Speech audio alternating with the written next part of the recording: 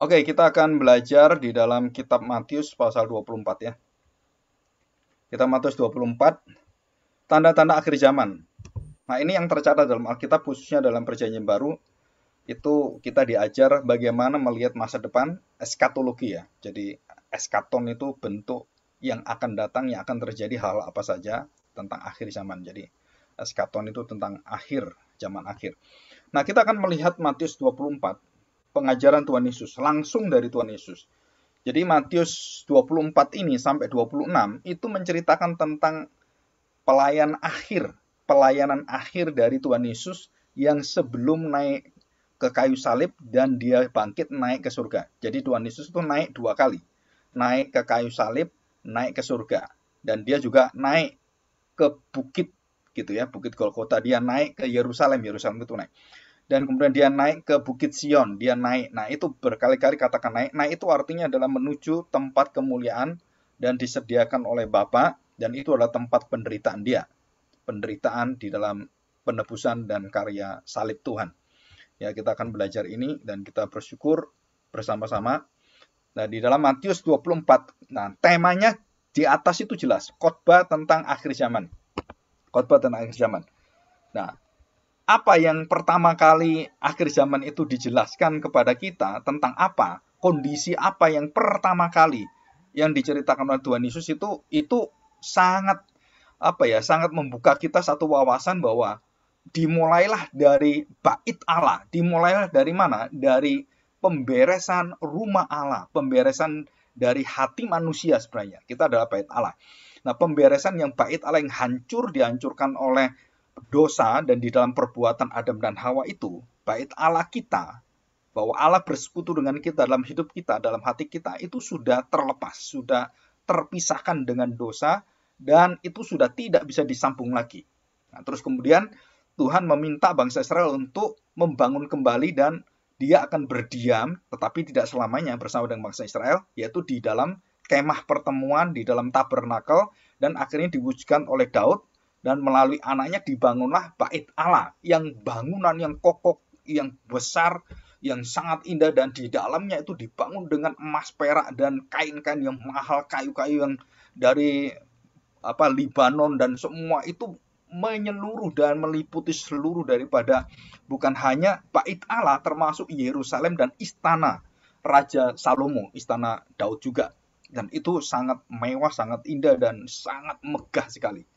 Nah, di sini kita melihat bahwa mereka terpukau dengan keindahan dan kemegahan bait Allah, kekuatan kota Yerusalem yang hebat, yang tembok-temboknya yang dibangun dengan kokoh sekali itu. Dan akhirnya pada tahun 70 Masehi, apa yang dinubuatkan oleh Tuhan Yesus itu terjadi dan semua runtuh, bait Allah dihancurkan, terus Yerusalem juga dihancurkan, dan khususnya ruang bait Allah, ruang Maha Kudus itu dihina ya oleh Titus, Jenderal Titus, dan di situ Jenderal Titus dan beberapa orang-orang penguasa yang juga menghina bangsa Israel itu mencampurkan darah babi kemana? Ke tempat ruang Maha Kudus. Ya, jadi kalau orang Israel masuk ruang Maha Kudus itu kan imam pun kalau nggak suci, nggak bersih, jadi tanpa cacat celah gitu, persembahannya kan harus tanpa cacat celah. Nah, kalau itu dibawa dan itu ada cacat celah, maka imamnya mati. Tetapi hari itu seperti dinubuatkan Tuhan Yesus. Jadi waktu tentara Titus orang Romawi masuk dan menghancurkan Yerusalem dan merusak dan meruntuhkan, merobohkan, dan tidak ada satu batu pun yang sisa dari bangunan bait Allah itu, seperti tepat persis seperti dikatakan Tuhan Yesus dalam Matius 24. Jadi itu ambruk semuanya. Dan apa yang terjadi di ruang Maha Kudus itu, Jenderal Titus dan juga orang-orang semua itu menghina dan mencampurkan persembahan itu dengan darah babi dan darah-darah binatang yang haram. Ya, betul-betul dihina. Dan Tuhan membiarkan dan tidak membinasakan Raja Titus dan juga yang lainnya yang menghina bangsa Israel, termasuk beberapa raja yang menghina juga sama dan mencampurkan darah binatang najis ke gereja, dan itu jadi penghinaan. Jadi kalau gereja akhirnya jadi vihara, jadi masjid, jadi apa gitu kan. Nah, itu tandanya apa? Bahwa Tuhan itu tidak berdiam di bangunan, Tuhan akan berdiam di bait Allah yang baru. Nah, khotbah tentang akhir zaman di dalam Matius ini dimulai dari mana? Pembaharuan gereja. Pembaharuan tempat suci, tempat ibadah. Nah, itu yang menjadi utama. Untuk mempersiapkan akhir zaman, maka gereja yang tidak berdasarkan Kristus sebagai dasarnya, 1 Korintus 3:11, 1 Korintus 11 ayat 3, itu menjadi ayat hafalan ya. Jadi dasar dan kepala, tubuhnya juga tubuh Kristus. Efesus pasal 4, ayat 13 sampai ayat yang ke-18, itu jelas. Jadi di situ tubuh Kristus.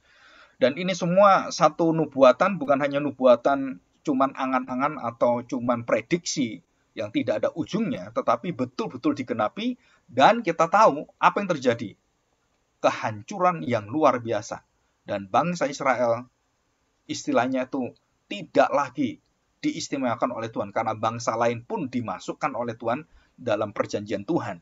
Ya, jadi bangsa lain tujuannya adalah supaya bangsa Israel memberitakan firman Tuhan, kabar berita baik, Mesias ke bangsa lain. Tetapi mereka tidak memberitakan, dan Kristus datang dan dia memberitakan ini. Oke, kita baca Matius 24 ayat 1 dan 2. Nah, perhatikan ya. Temanya apa? Matius 24. Khotbah tentang akhir zaman. Jadi ini sebenarnya bukan khotbah ya, tetapi ini satu bukan khotbah kayak di gereja, bukan, tapi ini satu pemberitaan oracle. Oracle itu satu kata-kata seperti nabi yang berkata, jadi nubuatan sebenarnya. Jadi nubuatan tentang akhir zaman. Lebih tepatnya bukan khotbah ini ya, tapi nubuatan tentang akhir zaman. Perkataan Kristus tentang akhir zaman. Ya, dengan jelas dia mengatakan. Dan tidak ada satu nabi yang pernah ngomong ini. Demikian bunyi firman Tuhan, Matius 24 ayat 1. Sesudah itu, Yesus keluar dari bait Allah. Yesus keluar dari bait Allah. Lalu pergi. Maka datanglah murid-muridnya dan menunjuk kepada bangunan-bangunan bait Allah yang megah, yang indah, yang sudah direnovasi oleh Herodes dengan biaya yang mahal sekali untuk mengambil hati orang-orang Yahudi. Lalu apa tanggapan Tuhan Yesus tentang kemegahan fisik itu, kemegahan yang luar biasa dari gereja, termasuk gereja-gereja yang wah memukul gitu ya, musiknya bagus, terus kemudian bandnya juga lengkap, terus penyanyi-penyanyi yang sangat berbakat dan suaranya bagus, kemudian pemain-pemain gitarnya, drumnya sangat bagus, sangat bertalenta, dan banyak yang brilian, jenius juga di dalam gereja. Pemain-pemain musiknya tuh sangat berbakat sekali. Dan kemegahan sound systemnya, kemudian gedungnya, suasananya, pakai AC, dan pakai ornamen-ornamen. Wah, itu sangat megah, sangat indah, dan pakai kamera-kamera seperti live show. Wah, itu mahal luar biasa. Dan saya pernah di satu gereja yang besar, saya tanya berapa biayanya. Itu kira-kira bisa sampai 15 miliar. Ya, seluruh peralatan dan semua yang ada dalam gedung itu. Jadi, sound systemnya aja bisa sampai 5 miliar lebih. Itu sound system, dan belum alat-alat yang lain. Wah, itu katanya bisa 10 miliar lebih. Dan itu tiap 2 tahun diganti. Tiap 2 tahun itu diganti dan diperbarui dengan yang merek-merek yang baru, penemuan yang baru.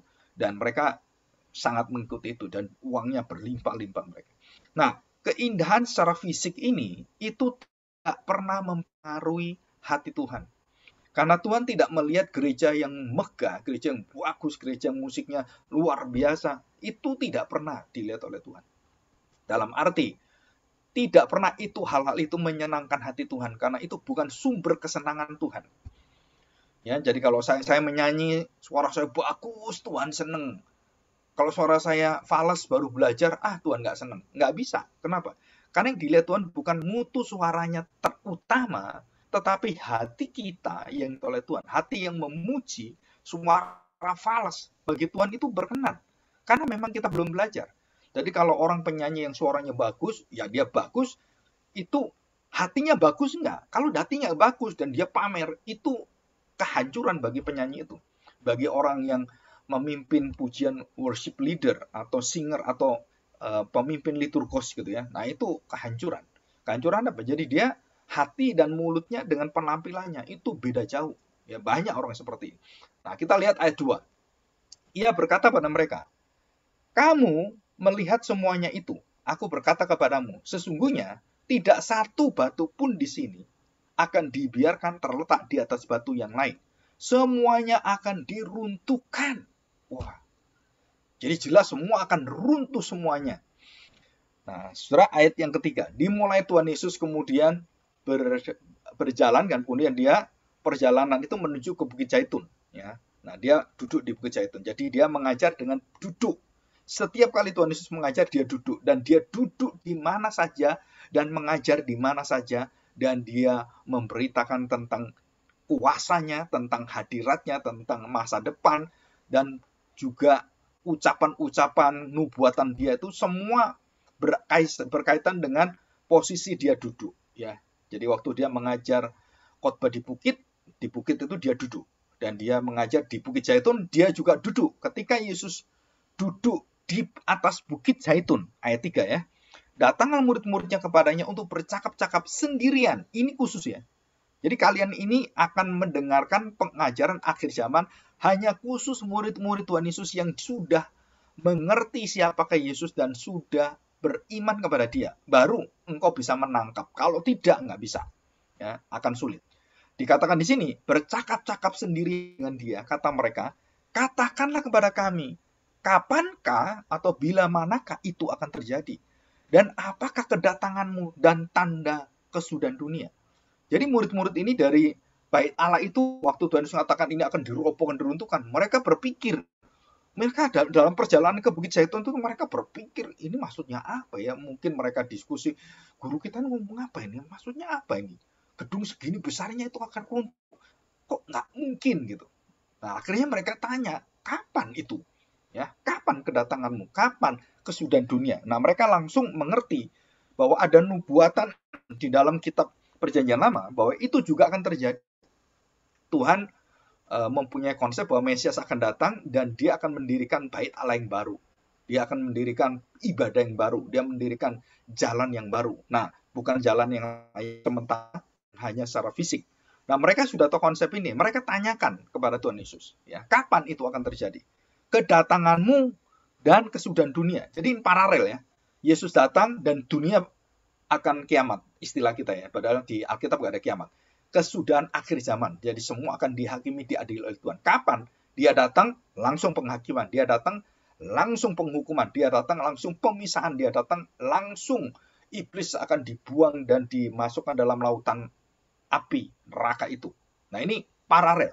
Jadi bukan ini terjadi dulu, ini terjadi, ini dulu. Enggak. Di dalam Alkitab, Yesus datang dan semua kejadian akhir zaman itu mengiringi dan pas puncaknya itu berkaitan dan langsung terjadi bersama-sama.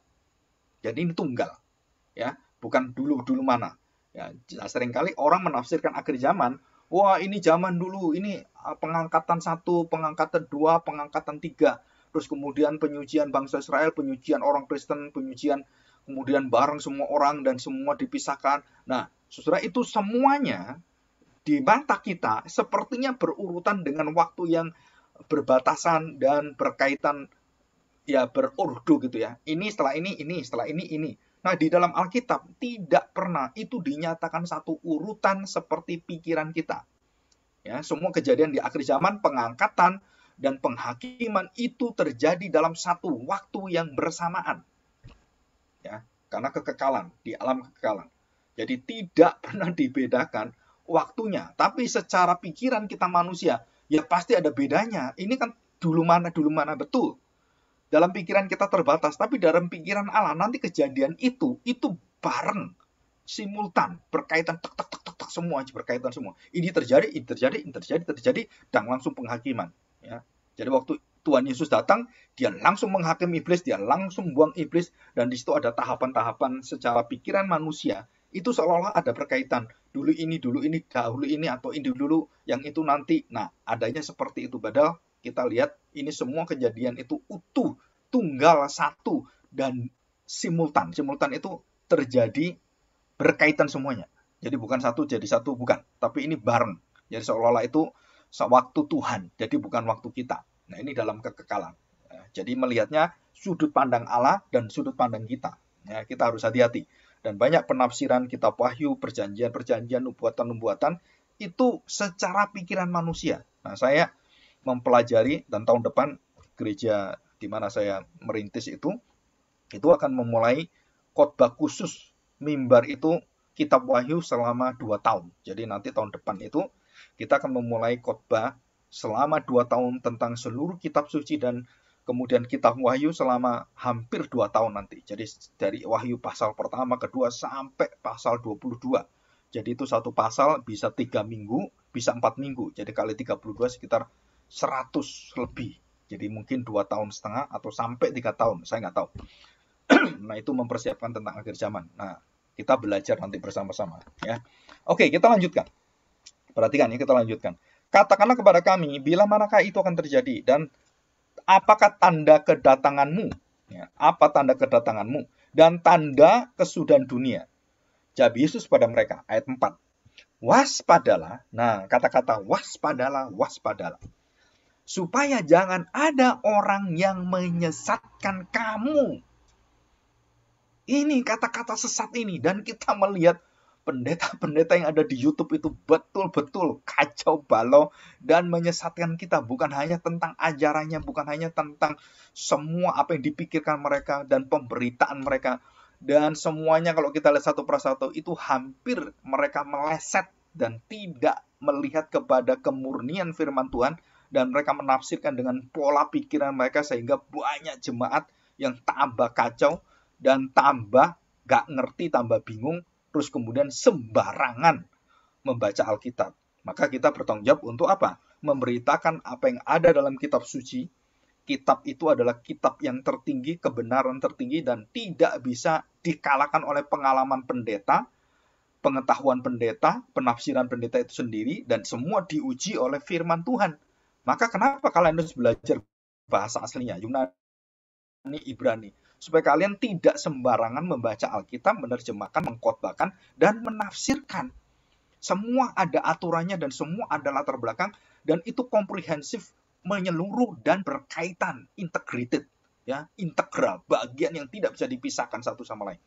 Dikatakan di sini, jawab Yesus, waspadalah supaya jangan ada yang menyesatkan kamu. Jadi di akhir zaman, waspada yang pertama kali Tuhan Yesus minta pada kita itu apa? Waspadalah ajaran sesat.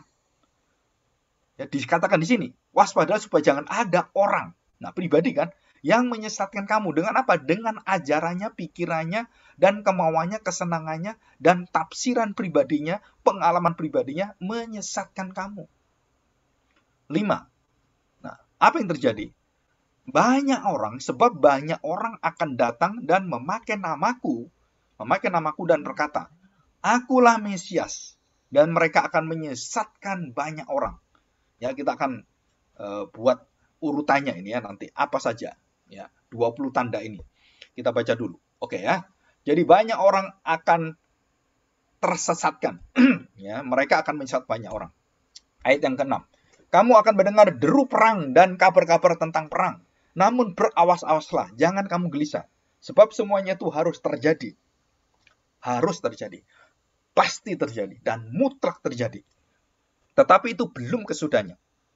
Jadi Ukraina perang, Irak perang, Iran perang, dan semua perang-perang Libya dan waktu zaman dulu semua terjadi perang. Dan juga China juga mau perang, mau merebut Taiwan gitu kan. Dan itu semua adalah sekeliling kita mendengar mau perang. Ini mau berantem. Dan termasuk di dalam negara kita, di Indonesia, dan khususnya hari ini, 12 April ini, ya 11 April, 11 bulan 4. Nah, 11 April sampai 12 April, itu akan ada demo besar-besaran. Karena minyak naik, bensin naik, hari raya mau datang, semua barang-barang naik, dan mereka mau demo besar-besaran, dan mau menggulingkan pemerintah. Dan artinya mau menurunkan Jokowi sebagai presiden. Dan itu gerakan-gerakan yang luar biasa. Dan kita lihat, kenapa ini manusia ini nggak pernah puas. Dan manusia tidak pernah berpikir waras. Dan semuanya kepingin maunya sendiri. Wah, kalau negara itu harus kami dijamin, kami santai. Negara beri uang kami enak. Kami nggak kerja karena pandemi. Semua kesehatan gratis. Semua dikasih modal gratis. Semuanya gratis.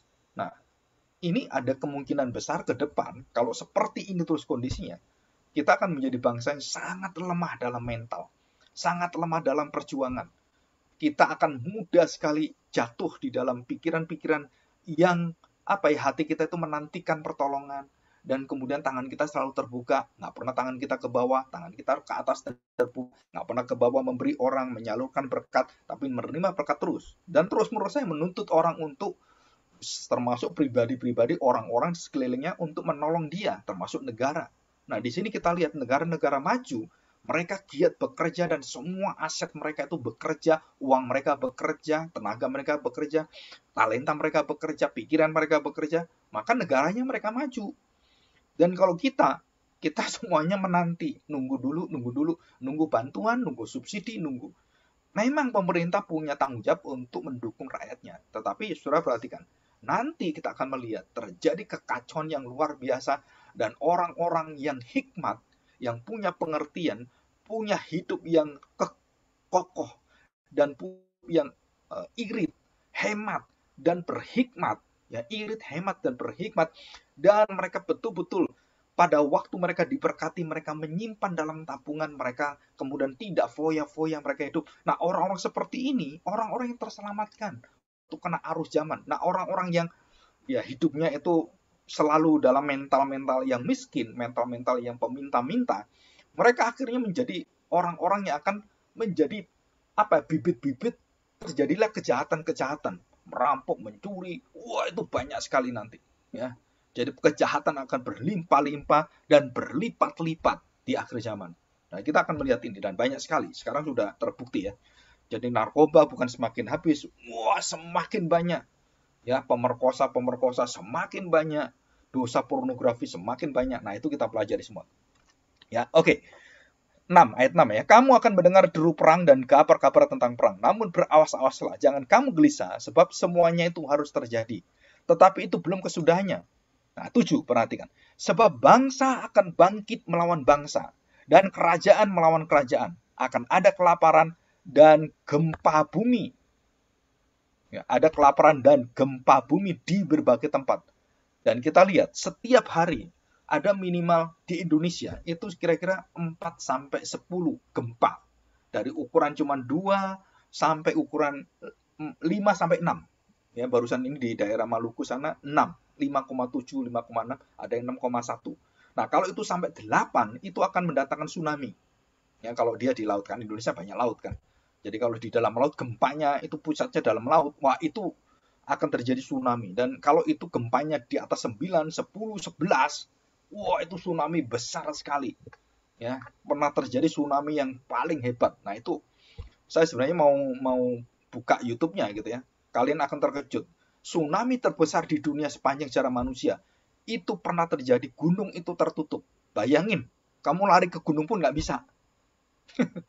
Jadi tsunami yang terbesar itu blok gitu kan. Jadi itu bumi ini itu retak. Jadi retak itu terjadi goncangan, lapisan-lapisan bumi yang dulu membentuk benua-benua yang terpecah ini. Dulu itu benua itu satu dan terpecah.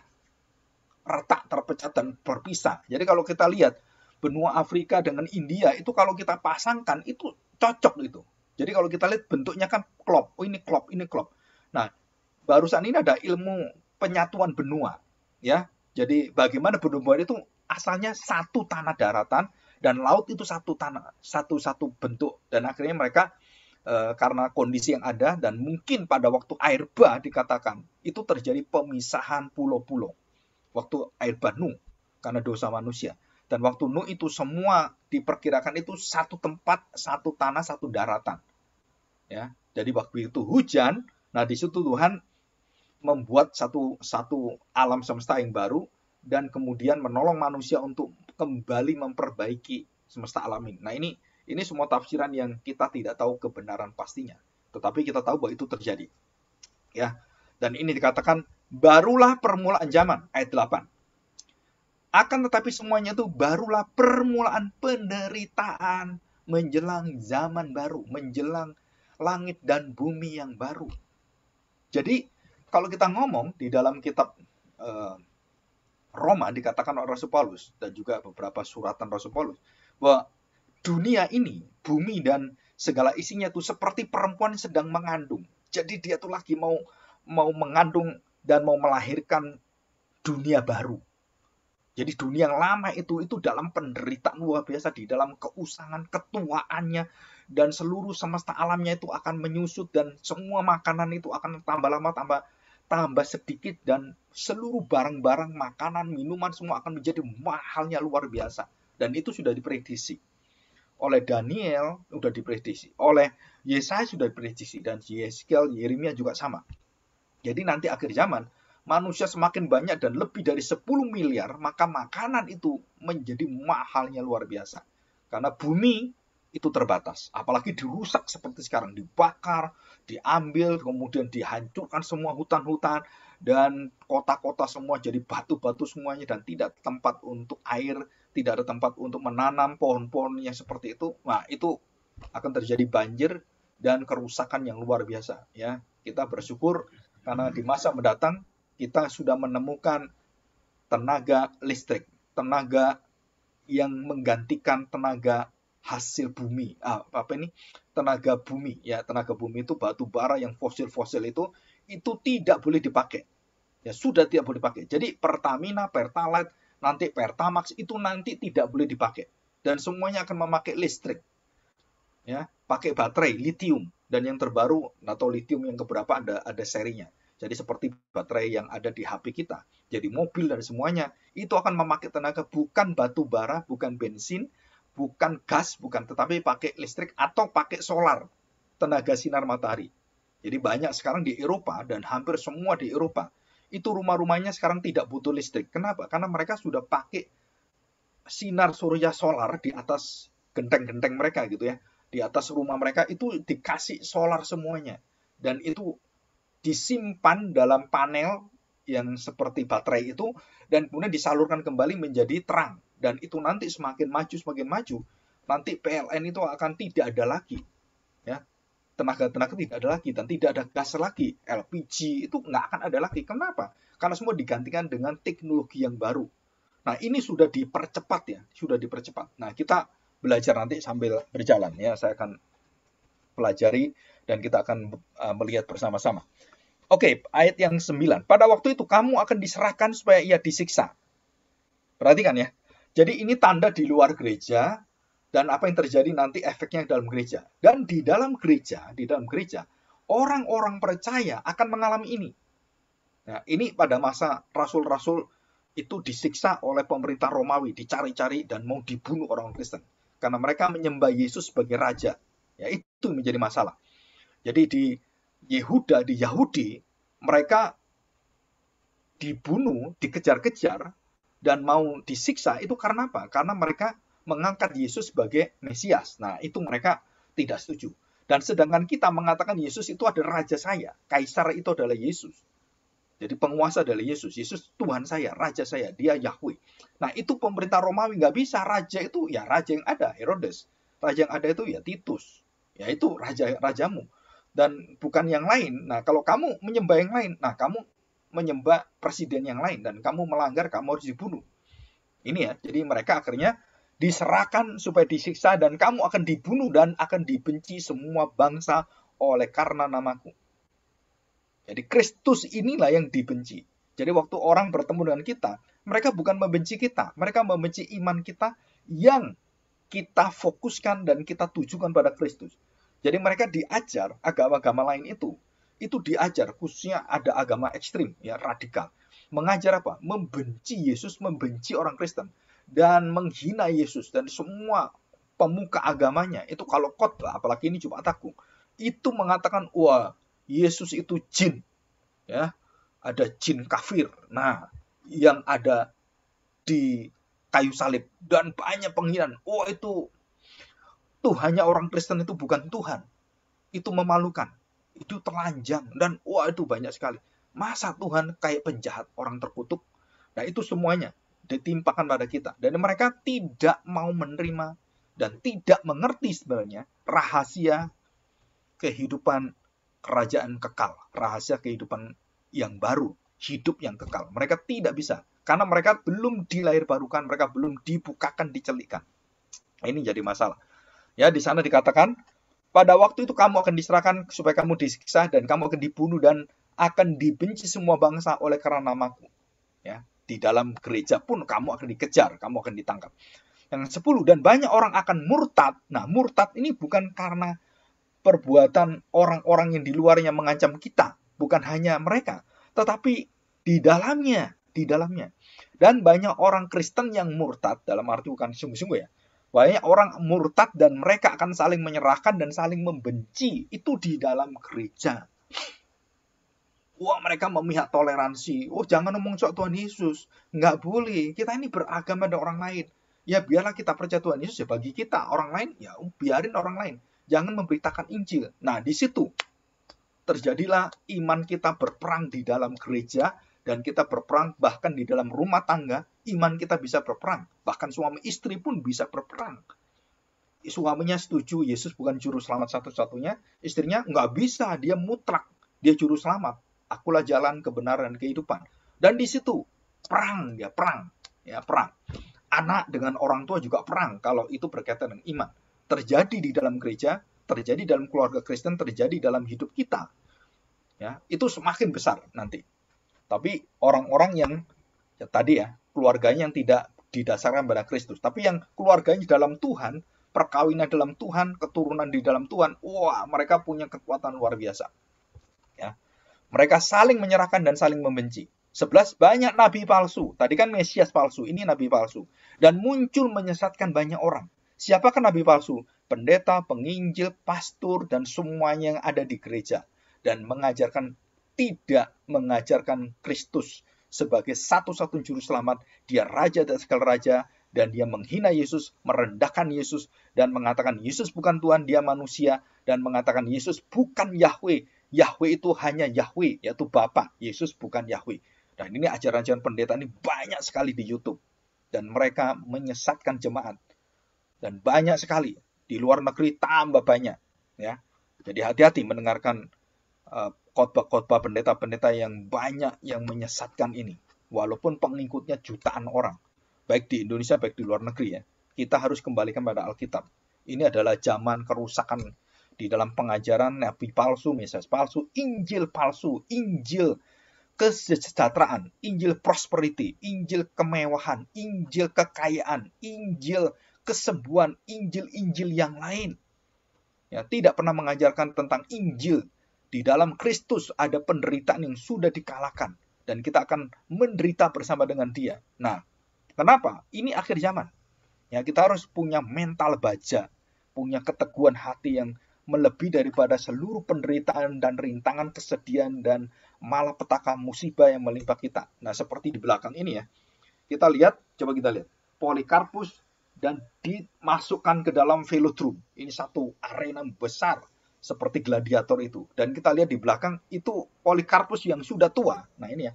Yang sudah tua berdoa dengan semua orang percaya dan mereka siap menerima dan tubuhnya dicapik-capik dan kemudian dibakar. Ya.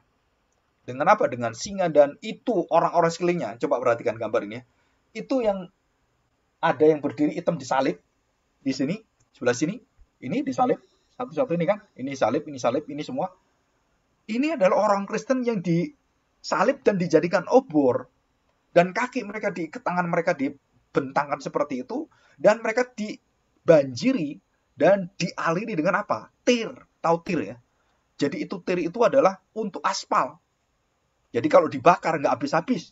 Jadi nyala terus. Dan kemudian begitu sore, begitu malam, nah mulailah singa-singa itu dikeluarkan dan berapa puluh macan singa harimau itu dikeluarkan. Dan kemudian apa yang terjadi? Dibukalah di tengah-tengah itu kandangnya, batasnya itu dibuka dan mereka lapar dan tidak diberi makan hampir seminggu. Tidak dikasih makan. Jadi itu buasnya luar biasa, bau daging itu langsung. Dan bukan hanya itu, bukan hanya dimakan, bukan disiksa, dibakar hidup-hidup di sini, seluruhnya ini. Kalau yang sebelah sini, itu sudah dibakar ya. Ini sudah dibakar. Coba kita lihat. Nah, ini sudah dibakar. Yang ini belum, sebelah sini. Ini belum. Dan ini lagi dibakari. Dan waktu malam, mereka jadi obor hidup. Dan bayangkan mereka mati dibakar dari kaki bawah, dibakar dan nyala terus sampai kepala, dan mereka mati. Dan itu tanda akhir zaman pada akhir pelayanan rasul-rasul. Dan sekarang belum ada penyiksaan seperti itu, yang hebat seperti ini. Secara massal belum ada. Walaupun kita nggak merasakan itu. Ya, di daerah Ambon itu ada banyak orang-orang yang dipenggal, yang dibunuh, orang-orang Kristen yang pada masa itu ya, pertengkaran antar agama itu di Kristen dengan agama yang sekelilingnya itu mereka saling berantem, dan juga di negara lain, di negara-negara komunis semuanya itu terjadi. Tapi yang massal seperti ini, ya seperti ini tidak ada, belum ada. Itu zamannya Romawi. Nero, ini Kaisar Nero yang sangat kejam sekali. Dan mereka dibakar hidup-hidup, mereka dimakan hidup-hidup, dan mereka digergaji, dimasukkan gorengan, dan mereka kemudian dibunuh dengan beberapa cara yang tidak masuk akal. Ya, diracun. Wah, itu banyak sekali. Dan ini yang terjadi, ya. Oke, perhatikan baik-baik ya. Ayat yang ke-12. Dan karena makin bertambahnya kedurhakaan, maka kasih kebanyakan orang akan menjadi dingin. Dan mereka melihat kejadian penyiksaan-penyiksaan orang Kristen dan dunia moral yang semakin merosot itu, kasih mereka itu akan menjadi dingin. Dan orang Kristen pun kasihnya juga menjadi dingin. Ketakutan dia. Kasihnya membeku. Mereka nggak aktif, akhirnya nggak berani kemana-mana. Mereka sembunyi. Mereka ya menjumput-jumput seperti itu. Ayat 13. Dikatakan demikian. Tetapi orang yang bertahan sampai kepada kesudahannya akan selamat. Kamu yang tetap pegang janji Tuhan di dalam kehidupan sampai mati menjadi martir sekalipun, kamu tetap pegang janji Tuhan. Dan orang-orang yang bunuh kamu, bangsa yang bunuh kamu, raja yang bunuh kamu, itu akan dibalas oleh Tuhan. Dan itu, wah, pembalasan Tuhan itu nggak pernah mereka pikirkan. Mereka dimasukkan penyiksaan dan mereka dibakar hidup-hidup dan mereka terpisah dan mereka akan selama-lamanya menjerit-jerit dan kita menderita dalam waktu yang sebentar.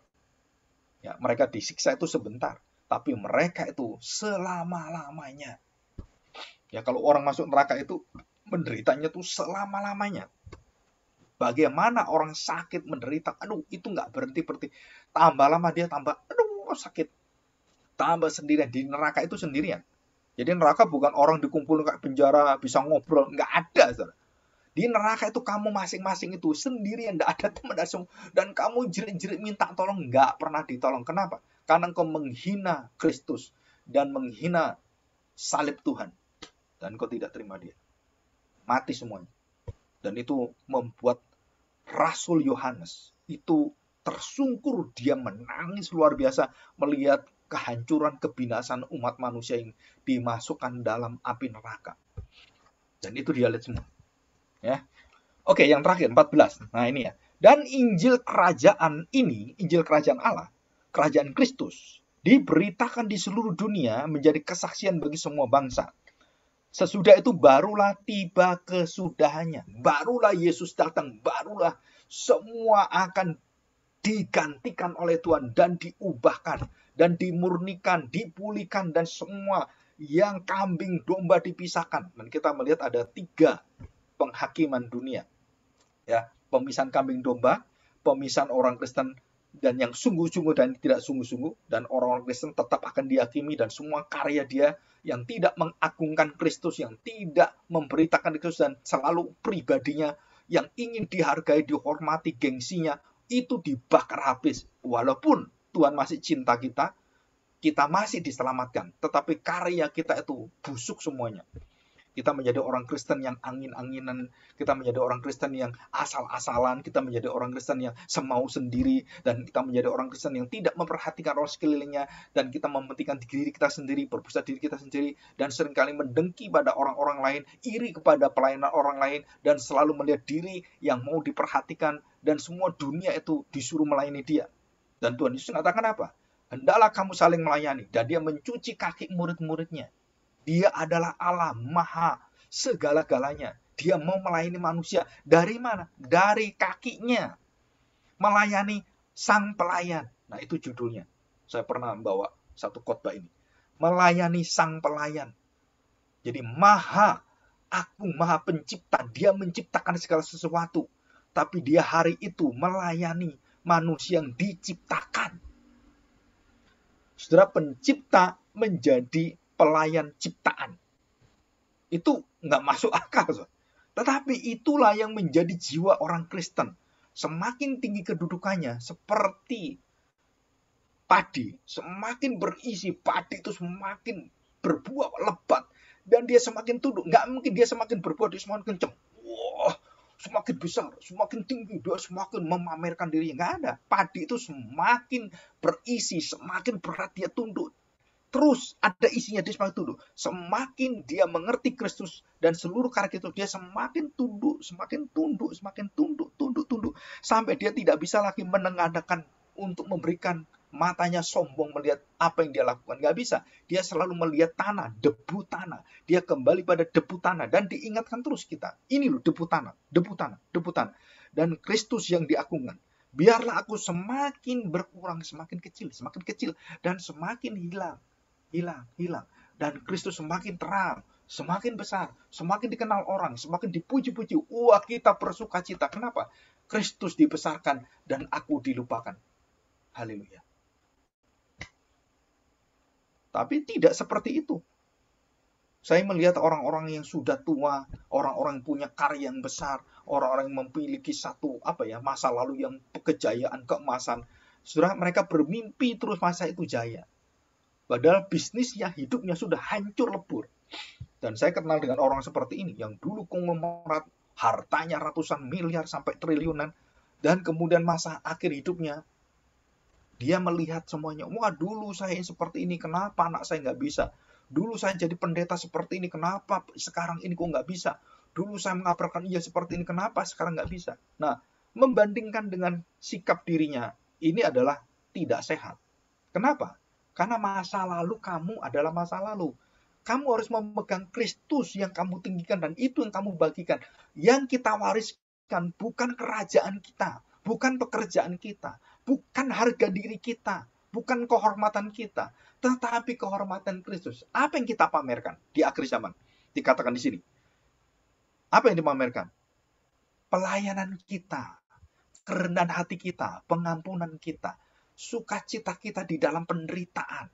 Kita mau orang lain kita pentingkan, kita mau kita tidak diingat orang, kita membantu orang, tangan kanan kita memberi tangan kiri, kita tidak mau untuk menarik kembali atau mengundat-undat atau mengungkit-ungkit lagi. Enggak, ditutup dan kita memberi dengan sukacita, kita memberikan sukarela. Kenapa?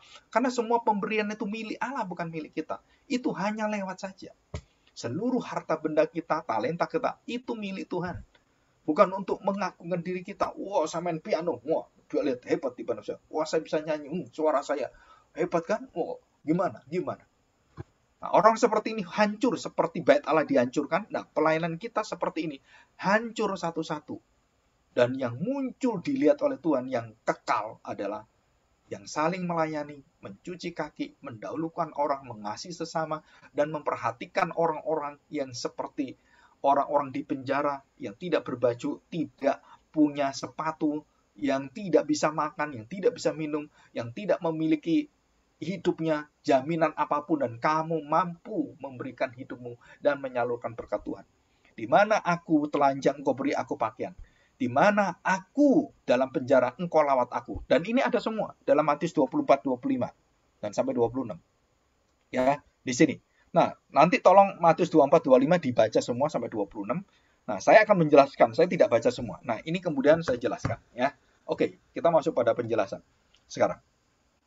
Perhatikan, prinsip mengerti tanda akhir zaman. Yang pertama, seluruh pengertian kita tentang akhir zaman itu diukur dengan dasar sumber kebenarannya adalah Alkitab. Bukan apa yang terjadi di depan kita. Jadi maksudnya seperti ini. Oh, ini ada kejadian Rusia. Rusia itu lambangnya beruang. Nah, kita cari binatang beruang di Alkitab. Nah, itu tidak boleh. Kenapa? Karena kita dari luar menafsirkan Alkitab, itu namanya eisegesis. Eisegesis itu memperkosa Alkitab. Disesuaikan dengan, dicocokkan dengan apa yang terjadi sekarang ini. Wah, ada chip. Wah, kita lihat ada chip di tangan. Nah, ini, chip ini. Dan kemudian ditanam di dahi. Wah, katanya ini tanda 666. Dan saya melihat banyak orang yang tersesatkan dengan pendeta-pendeta yang khotbah, yang ngawur, tidak ada dasar Alkitabnya, asal-asalan, dan sesuka hatinya. Dan dia mengatakan, ini chip ini tanda akhir zaman, 666. Dulu ditaruh di tangan, sekarang ditaruh, kemudian di pikiran, Dan sekarang yang terakhir ditaruh di otak katanya. Wah, ditanam di otak katanya, dibuka otak yang ditanam. Ada yang ditanam di lengan, dimasuk di lengan di sini. Ada yang ditanam kemudian di belakang, ada yang ditanam di telinga, ada yang ditanam di dadanya, udah macam-macam. Nah, kalau kita lihat Alkitab, harusnya kan di dahi. Di dahi ditulis 666, angka 666 itu artinya apa? Bukan dahi kita kemudian ditato 6 gitu, bukan. Itu semuanya lambang, bukan literal. Dan kalau kita jadikan itu literal, wah kita sesat sekali. Dan banyak penafsiran akhir zaman, semua jadi literal. Kemudian kejadiannya jadi literal, diukur waktunya kapan, tanggal berapa, hari apa, semua dihitung seperti kitab Daniel, dihitung semuanya. Oh, ini terjadi, ini terjadi. Kalau perjanjian lama terjadi, Pak, itu dihitung sekarang, semua terjadi. Berarti akhir zaman sama, beda, saudara. Perjanjian lama, Daniel, Yesaya semua memberitakan 70 tahun akan terjadi pembuangan, persis 70 tahun. Dan terjadi, Tuhan tidak berbicara sampai Mesias datang. Terjadilah itu.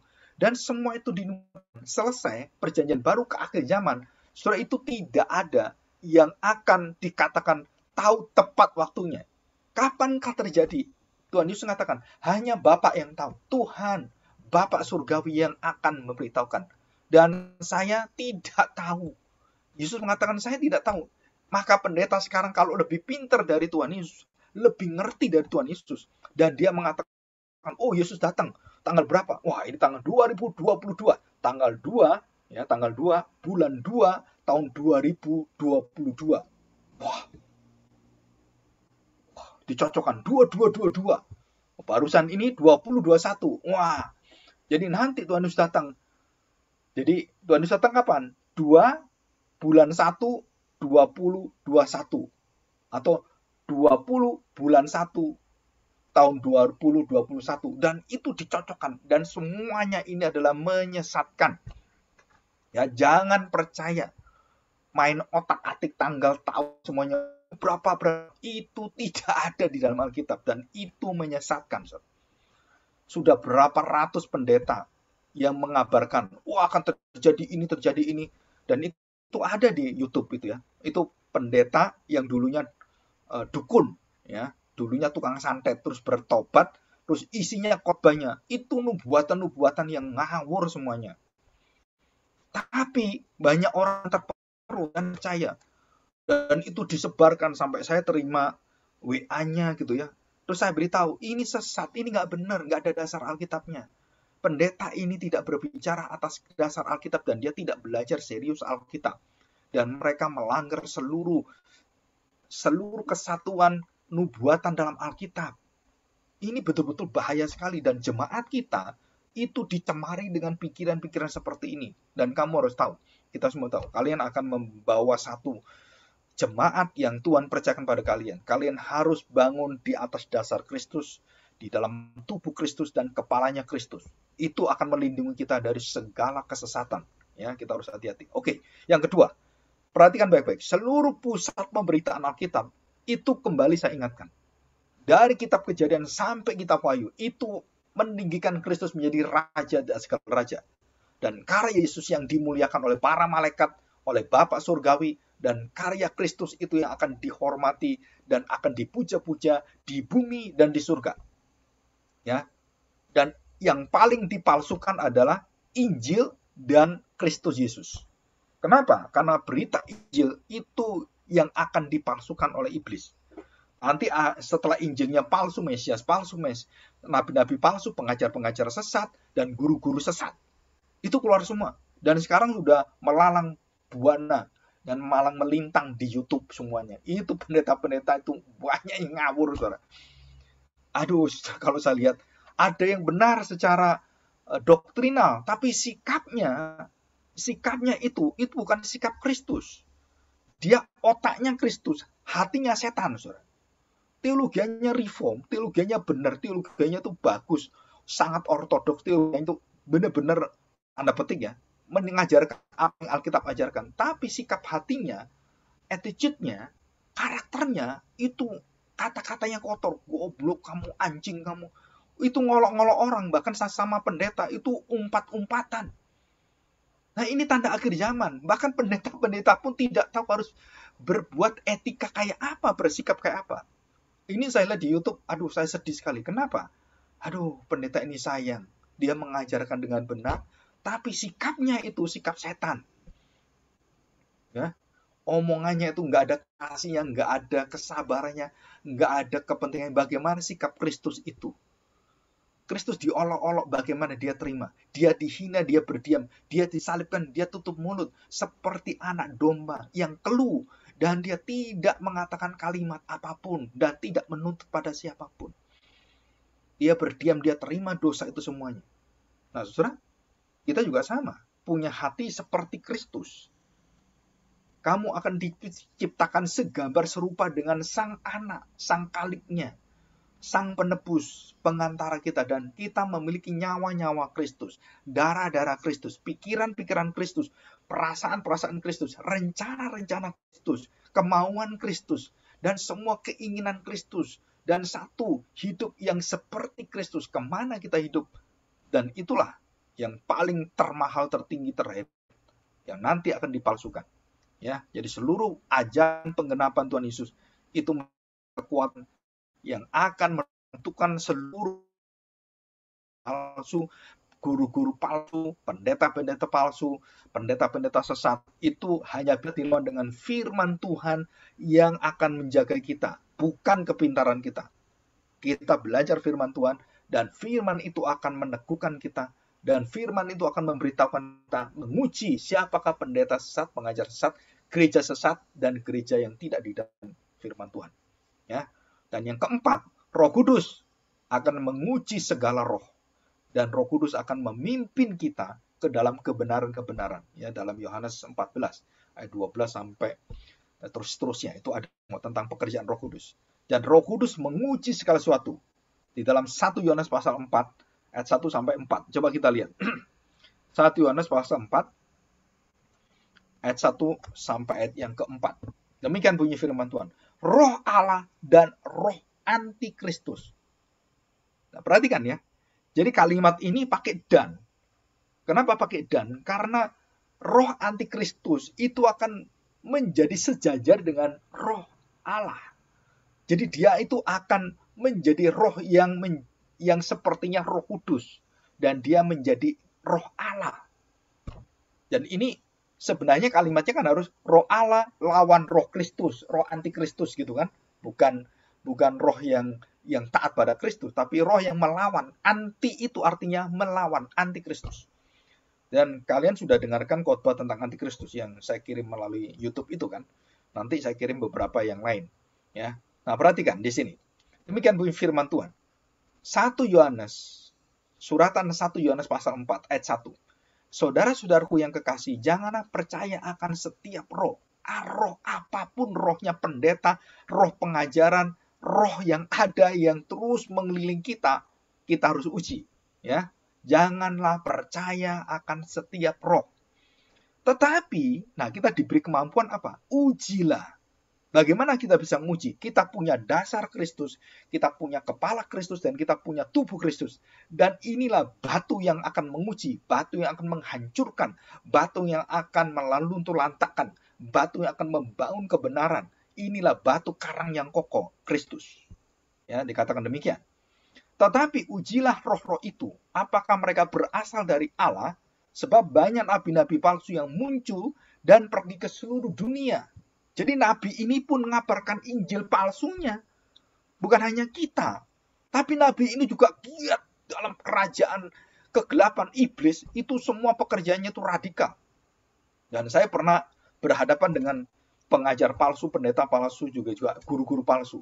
Ya, saksi Yehova itu pernah ketemu dengan saya.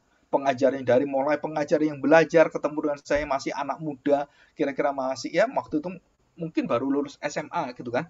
Ketemu saya, ketok-ketok pintu, permisi, sikapnya baik, dan dia memberitakan kabar sukacita, katanya Injil, kabar sukacita. Terus saya tanya, oh ya, kami sudah menerimanya. Oh ini lain Pak, ini bukan seperti yang Bapak pikirkan.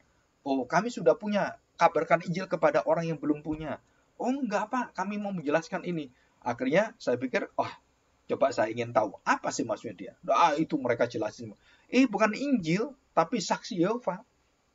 Saya tanya, karena saya sudah belajar, saya sudah mengajar, dan saya berdiam diri dulu, saya dengar dulu anak muda ini dan dengan temannya, temannya itu gurunya. Saya baru tahu dan dia diam. Akhirnya setelah anak didiknya nggak bisa jawab, gurunya jawab dan saya beritahu, kitab kalian bukan Alkitab. Jadi kalau kalian membaca Alkitab, membaca dari kitab Tower Bible kalian. Dan yang menemukan Tower Bible siapa? Dan saya beritahu semua satu persatu kapan, tahunnya, tanggalnya berapa, dan di mana didirikan. Nah, gurunya pun kaget. Kenapa kaget? Loh, Bapak kenal ya? Siti Rasul semuanya. Kenal, saya baca semua riwayatnya. Dia kenapa seperti ini, kenapa dia datang, kenapa dia mengajar ini. Karena dia tidak kepuasan dan dia bukan orang bodoh. Dia orang yang brilliant, dia orang termasuk jenius. Tapi dia menafsirkan Alkitab dengan pikiran dia. Dan kemudian kapan terjadinya, bagaimana pecahnya gerakan-gerakan itu saya beritahu semua. Sampai gurunya kaget. Waduh, saya nggak belajar seperti itu. Dan kemudian, oke, kita pelajari. Apa yang ada dalam kitabmu? Apa yang dalam kitab saya Alkitab? Ayo kita bandingkan. Terus kemudian dia bawa gurunya yang lebih pintar lagi. Yang ngerti bahasa Alkitab. Oke, bawa ke sini. Kita diskusi. Dibawalah gurunya. Orang yang sudah agak tua, yang nggak tahu dari timur atau saya nggak tahu ya. Datang dan sopan juga orangnya. Bicara-bicara saya tanya, mana kitab aslimu? Dan dia keluarkan Tower Bible, dan dia keluarkan semuanya. Saya beritahu, ini bukan Alkitab, ini kitab bukan kitab suci, ini kitab pendiri kamu. Ya, saya bawa sekarang kitab yang asli. Ya, kitab kita juga bukan yang asli, karena terjemahan bahasa Indonesia. Nah, sekarang saya bawa kitab yang asli, yang masih bahasa Ibrani dan tidak ada bahasa yang lain. Saya bawa Biblika Hebraika, yang tebelnya sekian. Dan saya bawa. Nah, ini. Ayo kita baca bersama-sama. Ya, buka halaman pertama. Kaget itu semua. Jadi, ini yang pertama ketemu saya kan muridnya. Ini gurunya. Gurunya ini datang. Oke, kamu gurunya. Ya, profesor lah gitu ya. Profesor di orang saksi Yehova. Oke, bawa ke sini. Oke, kita diskusi. Dan saya tanya, bisa bahasanya? Yunani? Oh, Yunani bisa Pak. Ibrani? Oh, saya belum bisa Pak. Oke, Yunani sekarang. Saya bawa yang Yunani. Ini, yang asli Yunani. Nah, ini. Dan ini pun masih terjemahan. Yang aslinya nggak ada. Tapi yang perjanjian lama, ini aslinya ada. Dan sama persis yang ada di depan, di meja ini. Nah, sekarang saya tanya. Coba kamu lihat Kolose pasal 1. Dan saya suruh baca. Ini bahasa aslinya. Baca. Coba. Kaget sekali. Kenapa kaget? Karena kita dibekali dengan pengetahuan dan pengertian Alkitab bahasa aslinya, bahasa Yunani, bahasa Ibrani. Ayo sekarang kita uji. Ayo kamu baca. Nah, kamu baca sekarang. Ayo dibaca. Bacanya pun masih sulit. Dia masih bacanya nggak lancar-lancar amat gitu. Jadi saya beritahu, nih bacanya begini. Nih, wah kaget dia. Loh, Bapak ini orang biasa kok ngerti semua. Dan saya beritahu, saya pendeta, saya pengajar juga. Wah, dia langsung kaget. Nah, saudara, anak ini yang tadi itu akhirnya bertobat. Ya, dan kemudian kita bimbing, dan dia akhirnya mengerti, dan dia kembali ke keluarganya, dan dia balik kepada Kristus. Dan gurunya ini dalam pergumulan, dan maha gurunya ini hatinya sudah tertutup, dia nggak bisa. Jadi dia sudah menjadi guru palsu, palsunya palsu. Dia tahu sampai terakhir dia ngomong seperti ini kepada saya. Ya, setelah dibukakan. Roh Kudus sudah buka semuanya. Dia tetap keras hati, dia mengatakan, pikiran saya ngerti, tapi hati saya nggak bisa. Kenapa? Saudara, saya beritahu, karena kamu hidupmu dibiayai oleh saksi Yehova, dan kamu punya keluarga, dan kamu tidak akan bisa tinggalkan. Karena itu yang menopang nafkah keluargamu. Dan saya beritahu, kalau kamu mau mencapai dunia, mau kehilangan dunia ini atau mendapatkan dunia, dan kamu mendapatkan Kristus, kamu tinggalkan semua, kamu akan dapat hidup kekal. Tapi jika tidak, dan kamu menyangkal Kristus, Yesus Kristus dalam ayat ini dikatakan, dia akan menyangkal kamu di depan Bapa. Dan itu jelas di dalam 1 Timotius. Kamu mengakui aku akui. Kamu menyangkal aku di depan manusia, aku sangkal kamu di depan Bapakku. Dan kamu dibuang Tuhan. Dan dia berkata, saya ngerti pikiran saya, hati saya nggak terima. Dan karena banyak hal, dan saya beritahu, Tuhan buka kesempatan pertobatan. Saya beritahu, engkau masih saudara yang perlu dikasih. Jadi, saya minta hentikan kamu memberitakan Injil palsu. Kamu bertobat saja. Dan akhirnya diam. Dan terima kasih Pak. Wah, saya bersyukur. Ada lagi saksi Yehova. yang lebih ngotot-ngotot seperti itu. Oke, saya tanya lagi, ayo sini, kamu di sini. Kamu baca apa? Kolose, ayo baca. Tahu nggak Kolose yang aslinya apa? Ayo, ini bahasa aslinya. Ayo baca. Oh, nggak bisa Pak, saya nggak bisa bahasa asli. Nah, saya beritahu, ini bahasa aslinya. Artinya begini, begini, begini. Diam dia. Nah, saya harapkan kalau kalian ketemu dengan orang seperti ini, bawalah ke dalam firman Tuhan, bawalah mereka kepada Kristus, dan kenalkan mereka pada Kristus yang asli, bukan Kristus yang dibawa oleh guru mereka. Dan itu akan membuka kesempatan dia untuk bertobat dan melihat kasih Tuhan. Dan jangan beritakan itu dengan mencaci maki dia, menghina dia, goblok kamu nggak ngerti. Jangan, saudara. Nah, ini pendeta-pendeta itu banyak yang di YouTube seperti itu. Menghina-hina orang. Kok dia rasanya ya memang benar, tapi dia merasa paling benar, menjadi orang munafik. Kita tidak diizinkan bertindak seperti itu. Dia orang berdosa, kita perlu kasih seperti perempuan Samaria, seperti Nikodemus, dan kita harus bimbing dia. Jangan menghina dia, menghina pribadinya, hak asasinya dia, jangan. Saudara. Kenapa? Karena dia nggak ngerti. Kita yang ngerti, kita bimbing dia. Walaupun dia ngolok-ngolok kita nggak apa-apa. Kenapa? Karena dia akan menerima firman Tuhan dan dia akan bertobat. Nah, tali kasih yang seperti ini, kita berapologetika, kita mengasihi dia, dan kita mau diam dengar dia marah, ngolok-ngolok kita, mencaci maki kita, nggak apa-apa. Kenapa? Karena jangan mencaci maki, balas mencaci maki. Wah, itu pendeta-pendeta yang tahu kebenaran, nggak tahu ucapannya di dalam kasih Allah. Dikatakan dalam 1 Petrus pasal 2 ayat 18 sampai 20. 2:20 selanjutnya gitu ya, dikatakan jangan mencaci maki, membalas caci maki, dan itu Kristus, ia tidak membalas caci maki dengan caci maki. Sedangkan kita saling caci maki, pendeta-pendeta di YouTube saling caci maki, saling membenarkan, saling menuduh, dan saling mendakwa. Wah, itu akhir zaman. Jadi pendeta tidak memberitakan Injil kasih Tuhan, kesabaran Tuhan, karakter Tuhan. Mereka memberitakan sifat iblis dalam hati mereka. Pikiran mereka benar. Tapi sikap mereka sikap setan. Jadi saya harapkan saudara belajar baik-baik. Kita semua mahasiswa yang hadir dan semuanya kita yang belajar, tunduk pada Tuhan. Nikmati karakter Tuhan. Bagaimana menderita, bagaimana dia difitnah, bagaimana dicaci maki, bagaimana digebukin. Dia setia dan dia berikan semua pembalasan haknya kepada Allah. Kita hanya memberitakan kasih. Dan nanti waktunya Tuhan Yesus mengatakan, anak akan datang dan menghakimi kamu semuanya. Dan itu akhir zaman.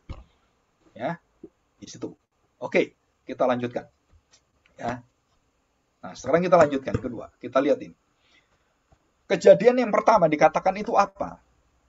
Tanda-tandanya apa? Yang pertama jelas adalah perang terjadi di mana-mana. Saudara, dalam arti perang di sini adalah perang secara fisik, perang secara kekuatan manusia dengan manusia. Antara otoritas, wilayah, kedaulatan daerah dengan daerah, dan bukan hanya bangsa dengan bangsa, tapi dikatakan suku-suku bangsa dengan suku-suku bangsa. Karena dia memakai bahasa aslinya nation yang artinya adalah ethno-nation, ethnicity. Ethno itu artinya suku-suku bangsa, dan termasuk bangsa-bangsa itu yang terdiri dari suku-suku. Indonesia ini kan banyak suku-suku bangsa dan bahasa. Pulau-pulaunya hampir 14.000 pulau. Ya, hampir 14.000 pulau. Bahasanya banyak sekali. Bahasa Madura, bahasa Jawa macam-macam. Bahasa Madura macam-macam. Bahasa Jawa itu juga macam-macam. Jawa yang Cirebon, Jawa Tengah, Jawa Timur itu juga beda-beda. Logatnya beda-beda dan banyak sekali Indonesia. Ratusan bahasa. Nah, dikatakan itu akan terjadi perang antara orang Batak dengan orang Jawa, orang Papua dengan orang Jawa, dan semuanya. Semua itu digocok oleh iblis dan dikocok oleh iblis. Ya, dan dikatakan oleh Tuhan Yesus, perang terjadi di mana-mana. Semua itu mengunggulkan suku mereka sendiri. Dan bahkan kalau kita ngomong seringkali seperti ini, oh dasar dari suku ini, orang kayak gini pasti dia suku ini. Ini suku kurang ajar. Kamu dari daerah ini ya? Wah, ini kalau orang Chinese ini, wah bulat ini. Ini pinter cari uang, pinter bujuki orang. Nah, semua pedagang orang-orang Chinese dituduh semuanya nggak jujur semuanya. Padahal nggak semua orang Chinese nggak jujur. Ada yang nuduh orang Batak seperti, orang Jawa seperti, orang Sunda seperti, dan tidak semuanya seperti itu. Dan disitulah terjadi perang. Perang apa? Terjadi antara suku Samaria dengan suku Yehuda, Yahudi. Perempuan Samaria dengan Kristus. Itu terjadi satu perang yang luar biasa ratusan tahun yang terjadi. Zamannya Yakub sampai kepada Daud, sampai kepada Salomo, sampai kepada Tuhan Yesus. Dan semua itu terjadi ada masa lalunya. Ya, orang-orang Samaria itu menghina orang-orang Yahudi, Yehuda itu. Yang dari orang-orang Yahudi, mereka kawin campur dengan bangsa Samaria. Dan mereka mendirikan ibadah di Bukit Gerizim. Mereka mendirikan tanda petik bait Allah di sana. Mereka menyembah Tuhan di sana. Dan kita di Yerusalem katanya. Dan Tuhan Yesus mengatakan, nanti penyembahan bukan di Yerusalem, bukan di Bukit Gerizim. Tetapi ada waktunya nanti kita menyembah dalam roh dan kebenaran. Dan di manakah tempatnya roh dan kebenaran itu? Ini loh saya. Saya inilah bait Allahnya. Saya inilah Yerusalemnya. Saya inilah kiblatnya. Kalau orang Islam kan sembahyang ada kiblatnya ke Mekah. Nah, kita kiblatnya kemana? Langsung ke Allah, Kristus. Dan di mana Kristus? Dalam hati saya. Karena Kristus sudah menempatkan hatinya dalam diri saya. Jadi orang Kristen kalau sembahyang nggak perlu cari kiblat. Mana kiblatnya? Yesus ada dalam hatimu, Roh Kudus ada dalam hatimu, di dalam hatimu kiblatnya itu. Jadi kalau orang tanya, Pak, kiblatnya orang Kristen mana? Nih, oh sini, bukan sini, bukan sini. Enggak, artinya di sini adalah hati. Yesus berada dalam hati saya. Dia kiblat saya. Tubuh Kristus tubuh saya. Dan inilah kiblatnya. Jadi kamu jangan cari kiblat. Kiblatnya diri kamu ini. Karena di dalam kamu, tubuh Kristus hidup di dalam tubuhmu. Dan itulah kiblatnya. Bisa ngerti ya? Jadi nanti terjadilah perang-perang yang luar biasa ya di akhir zaman. Yang kedua, kita lihat apa yang terjadi. Saudara, akan terjadi gerakan-gerakan Mesias palsu. Juru selamat palsu. Maksudnya apa, Pak? Dan mereka akan memberitakan, mereka mengatakan, aku menerima dan aku sudah ke surga.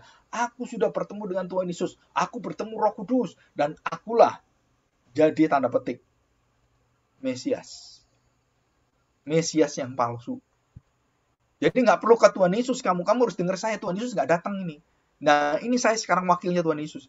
Jangan cari pendeta lain. Ini kamu dengar saya. Jangan dengar pendeta lain. Nanti kamu tersesatkan. Nih, dengar saya. Kenapa? Saya ketemu Tuhan Yesus. Jadi pendeta itu nggak pernah ketemu Tuhan Yesus. Apalagi saya. Saya nggak pernah ketemu Tuhan Yesus ke surga, nggak. Tapi saya percaya apa yang ada di Alkitab. Dan saya percaya nanti saya ketemu Tuhan. Dan saya tidak mengajarkan yang palsu. Ya, di situ. Tapi pendeta-pendeta itu ketemu Tuhan Yesus, ketemu Roh Kudus. Bahkan ada yang berani sekarang, saya ketemu dengan Bapa. Wah, paling tinggi ini. Di surga, Bapa paling tinggi. Anak diperintah oleh Bapa. Saudara, ini pengajaran-pengajaran Mesias palsu. Itu semakin banyak dan semakin ngawur, semakin berani. Bahkan mereka semakin nekat dan berani mengajar di YouTube dan di Google. Semua mereka berani. Ya, dan Mesias palsu ini. Dan akan datang dalam nama Mesias yang menyelamatkan. Akulah akan menyelamatkan gereja ini. Nah, saudara, ini seperti ini, ya. Jadi dunia akan dipenuhi dengan orang-orang mengaku juru selamat. Bukan hanya dalam gereja, juga di luar. Seperti orang-orang menemukan alat-alat yang canggih dan kemudian bisa menyelamatkan dan obat-obatan semuanya itu mereka mengatakan, nah kalau nggak ada obat ini kamu kan mati. Kalau nggak ada penemuan ini kita kan mati semuanya. Wah, kalau nggak ada vaksin, wah kita akan mati. Wah, kalau nggak ada imunologi atau imunoterapi atau terapi-terapi yang lain, obat-obatan dan semuanya, wah kita akan mati. Saya tanya, itu semua dari mana? Itu kan milik Tuhan. Itu kan dari Tuhan. Semua vaksin, sakit, penyakit, semua bisa diobatin dengan obat apapun. Itu dari Tuhan. Kamu dikasih pengetahuan dan kamu gunakan untuk manusia. Bukan untuk kamu jadi Tuhan. Ini termasuk dalam arti terselubung penyelamat palsu, Mesias palsu, yang menemukan obat-obatan peralatan canggih, yang bisa mengoperasi orang dengan alat-alat semuanya. Dan mereka merasa, ini aku yang menyembuhkan. Wah, itu betul-betul. Kamu bukan keselamatan, bukan juru selamat. Kamu bukan penyembuh. Kamu hanya alat Tuhan, alat. Jadinya bukan kamu. Ilmu bukan dari kamu, itu dari Tuhan semua. Ya. Oke, yang ketiga, antikristus. Nah, perhatikan ya, antikristus di sini artinya adalah antikristus yang bentuknya ada dua. Antikristus yang jamak dan yang tunggal. Nah, selalu antikristus yang tunggal, khusus dalam kitab Wahyu, antikristusnya adalah pribadi yang tunggal. Jadi bukan antikristus. Dan ada antikristus. Itu anak buah dari antikristus. Ya. Jadi kita harus lihat. Jadi di belakang semua antikristus itu ada kerajaan yang gelap yang memerintah mereka. Dalam kerajaan gelap itu ada raja di atas segala raja yang gelap. Jadi Yesus raja di atas segala raja, semua raja. Bahkan raja termasuk iblis pun itu dikendalikan oleh Tuhan Yesus. Tapi iblis mengaku dia raja di atas segala raja. Seperti Nebukadnezar, seperti Belshazzar yang mengatakan bahwa akulah raja di atas segala raja. Dan kemudian Herodes juga sama. Akulah rajamu, akulah kaisar, akulah Allahmu. Ditempeleng oleh Tuhan dia langsung. Ditempel oleh malaikat, tidak tahu siapa malaikat yang tempeleng Herodes dan langsung mati dimakan cacing. Dia mengaku raja di atas raja, bukan Yesus, bukan juru selamatmu. Akulah juru selamat, akulah Allahmu, akulah Mesias. Aku raja, dan dia mengaku depan rakyatnya, tempel, buak langsung mati dia. Dan langsung mati di tempat itu dimakan cacing langsung. Jadi dalam tubuhnya nggak tahu ada cacingnya. Dia makan babi atau gimana yang punya cacing gitu kan. Itu dikatakan di situ. Jadi antikristus itu dalam bentuknya, jadi antikristus yang tunggal menguasai kerajaan kegelapan dan dia diketahui oleh iblis. Dan iblis kemudian memilih pribadi antikristus yang di akhir zaman. Ya, kalau dalam Firdaus itu bentuknya ular di Firdaus. Tapi nanti di akhir zaman dia akan memakai satu orang yang sangat hebat dan diberi kuasa yang luar biasa dan dia bisa menyembuhkan, dia bisa melakukan mujizat dan akan memukau seluruh dunia dan banyak orang-orang yang tidak mengenal Kristus akan terbawa arus dan sepertiga orang Kristen itu terbawa di dalam kuasa pengaruh dia. Dan ini melambangkan malaikat yang di surga. Terbawa itu sepertiga malaikat. Jadi 2/3-nya enggak, sepertiga di bawah. Dan dunia juga sama, dipengaruhi dan berapa miliar manusia masuk dalam api neraka bersama dengan iblis. Dan ini antikristus. Jadi nanti antikristus itu memanifestasikan, jadi kalau Allah bermanifestasi, berwujud dan berinkarnasi kan di dalam Yesus manusianya. Nah, iblis juga sama, dia akan memanifestasikan semua kuasanya ke dalam satu orang ini. Ya, yang akan bertahta, yang akan berdiri di mana? Di gereja. Iblis itu akan berdiri di gereja. Antikristus akan berdiri di gereja. Di mimbar gereja dan dia mengajar seluruh kekuatan seperti Injil yang benar, tapi Injil palsu. Dia menyembuhkan manusia dan dia punya kuasa yang luar biasa. Dan banyak orang-orang Kristen terseret dan menyembah orang ini. Saking hebatnya dia. Dan itu punya anak buah yang banyak. Antikristus, roh-roh antikristus yang menyebar ke seluruh dunia dan dikuasai oleh dia. Dan itu akan semakin banyak. Dan kita lihat, mimbar-mimbar gereja sekarang sudah tidak menghadirkan Kristus yang menderita, yang menang di atas kayu salib, dan dia bangkit membawa kuasa hidup yang kekal. Dan itu dibuang semuanya dan diganti dengan pendeta-pendeta palsu ini yang dalam hatinya mereka dikuasai oleh roh antikristus, dikuasai oleh iblis. Ya, seperti siapa? Di Amerika banyak yang mengajarkan seks bebas, kemudian mengajarkan homoseksual nggak apa-apa, dan semua perkara-perkara dilarang Alkitab itu mereka ajarkan dan mereka nggak apa-apa. Saudara, dan itu ada seperti pendeta-pendeta di Amerika. Ya, memakai nama Yesus, tetapi Yesusnya itu dibentuk oleh dia. Yesusku, bukan Yesus Alkitab, bukan Yesus anak Bapa, tapi Yesusku yang aku maui, yang aku karepi, yang aku atur, yang aku mau seenak aku sendiri. Jadi Yesus itulah yang menjadi alatku. Yesus itulah yang menjadi ciptaanku. Saya penciptanya Yesus. Nah, itu artinya antikristus. Antikristus menghadirkan Kristus yang diciptakan oleh iblis. Diciptakan oleh orang-orang seperti pendeta-pendeta itu. Jadi mereka mengatakan ketemu Tuhan Yesus dan saya sudah di surga, sudah di neraka. Saudara, siapa pernah ke surga, ke neraka? Rasul-rasul nggak ada yang pernah ke neraka loh, saudara. Tapi sampai ada orang saya ke neraka, melihat neraka itu, aduh, luar biasa. Itu banyak orang yang leleh. Mukanya gitu. Saudara, itu semuanya adalah satu kesesatan yang luar biasa. Ya, semua konsep mereka itu bukan konsep Kristen. Di Alkitab tidak pernah dikatakan tubuh kita leleh. Nggak ada, saudara. Saudara, nggak ada tubuh kita leleh. Tubuh kita utuh, di neraka utuh, saudara. Kenapa tahu? Lukas 16 dan Lukas 19 sudah baca semuanya tentang perumpamaan akhir zaman. Dikatakan bahwa Lazarus dan orang kaya itu tidak leleh. Tapi dia kehausan betul. Dan dia kepingin minum, gak bisa minum. Seperti orang yang lapar, haus. Yang bagaimana itu kesepiannya dia. Dan dia ingin satu tetes saja. Gak bisa. Bayangkan. Dan dia tidak leleh. Enggak. Jadi banyak yang kalau kita cocokkan dengan Alkitab. Mereka membawa berita neraka, berita surga. Itu yang tidak ada kaitannya dengan Alkitab.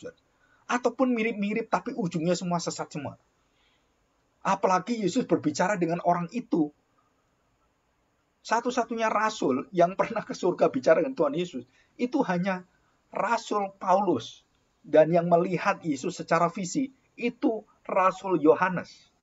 Ya, Paulus Yohanes. Dan yang bisa melihat Yesus secara kemuliaan, itu Yakobus, Yohanes, dan Petrus. Waktu Yesus memanggil Musa dan Elia. Hanya 3 orang ini, yang lain nggak lihat. Saudara. Kok ada pendeta sekarang berani mengatakan melihat Yesus, melihat surga, melihat neraka, dan semuanya. Aduh, saudara, ini semuanya anti-Kristus. Ini anti-Kristus. Mereka tidak memberitakan Kristus yang benar. Dan mereka tidak akan bisa mulutnya, hatinya, pikirannya memberitakan Kristus yang utuh. Penderitaannya, kematiannya, dan bagaimana dia mendosa dan dia berkarya untuk saya. Dan semua dibalik semuanya. Semua untuk dirinya. Semua kamu yang akan datang. Bahkan barusan ini seorang pendeta mengatakan, aku ini menderita karena dosamu. Ini pendeta ini ngomong sendiri, saudara. Dia mengatakan, aku menderita karena kamu, karena dosamu. Saya pernah siarkan itu ya di grup ini. Bayangkan seorang pendeta yang masih muda, sekarang mungkin sudah berumur, sudah mulai 40-50 tahun. Dan dia mengatakan apa? Dia mati, dia menderita seperti ini, sengsara karena dosamu. Itu mulut itu harus mulutnya Kristus, bukan pendeta ini. Nah, itu anti-Kristus. Ya, kita lihat sekarang. 1 Yohanes pasal 2 ayat 18, ya. 1 Yohanes pasal 2 ayat 18. Demikian bunyi firman Tuhan, ya. Anti-Kristus. Anak-anakku, waktu ini adalah waktu yang terakhir. Dan seperti yang telah kamu dengar, seorang anti-Kristus akan bangkit. Dan itulah tandanya bahwa waktu ini benar-benar adalah waktu yang terakhir. Wah, kita lihat ini. Ini sudah waktu terakhir. Inilah tanda anti-Kristus. Dan dikatakan di situ, tidak termasuk pada kita. Dan juga dikatakan, mereka semuanya adalah melakukannya tidak dengan sungguh-sungguh. Dan mereka semuanya tidak beroleh pengurapan Kristus. Tetapi kamu, ayat 20, tetapi kamu telah beroleh pengurapan dari yang kudus. Dan dengan demikian kamu semua mengetahuinya.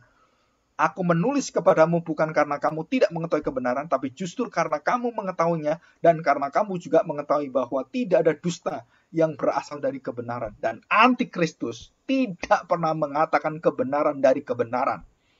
Mereka memakai kebenaran firman Tuhan untuk dusta. Nah, kita waktu sudah cukup. Minggu depan kita lanjutkan ya beberapa poin. Ya, kita masuk poin ketiga dan minggu depan kita masuk poin selanjutnya. Ya, kita bersyukur, kita berdoa supaya kita diberi kemampuan untuk melihat siapakah antikristus dan siapa yang sungguh-sungguh adalah orang-orang memberitakan Injil, termasuk diri kita. Ya, oke, mari kita berdoa, kita bersyukur di hadapan Tuhan.